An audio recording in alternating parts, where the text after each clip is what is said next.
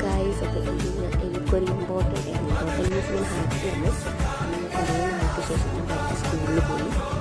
ഞാൻ അമൃതയിലാണ് അവിടെ തന്നെ ഞാൻ പഠിച്ചതൊക്കെ കണ്ട് ചേട്ടൻ്റെ മക്കൾ രണ്ടുപേരും കണ്ടപ്പോൾ ഒരാൾ ഇറങ്ങി പഠിച്ച് ഒരാൾ മാത്രമേ അവിടെ. അപ്പോൾ ആളുടെ ഡാൻസ് ആയിരുന്നു ഇന്ന് ആനുവൽ ഡേ ആയിട്ട്.